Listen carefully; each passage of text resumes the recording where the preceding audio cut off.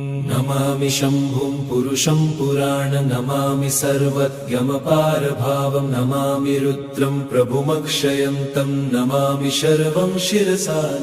नमामि देवं परमव्ययम् उमापतिलोकगुरुं नमामि दारिद्र्यविदारणं नमामि रोगापहरणं नमामि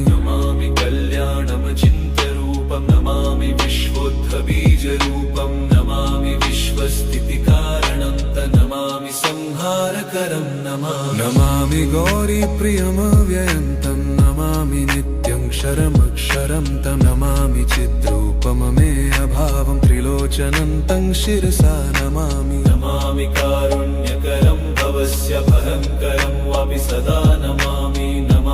दातारं दीप्सितान नमामि सोमेशमुमेशमादमामि वेदत्रयलोचनं तं नमामि मूर्तित्रयवर्जितं तं नमामि पुण्यं सदसद्व्यातितं नमामि तं पापहरं नमामि विश्वसहितेररद्द नमामि रूपाणि बहुनि धत्ते यो विश्वगोप्ता सदसत्प्रणेत नमामि तं विश्वपतिं नमामि यज्ञेश्वरं सम्प्रति हव्यकव्यं तथागतिं लोकसदाशिवो यः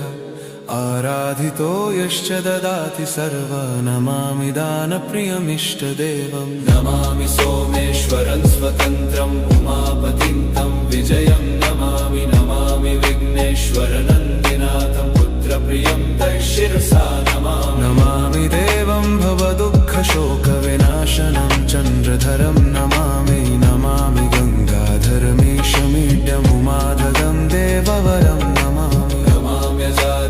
पुरन्दरादिसुरासुरैरचितपादपद्मं नमामि देवी मुखवादनान इक्षार्थमक्षित्रितयं यैष पञ्चामृतैर्गन्धसुधूपदीपैर्विचित्रपुष्पैः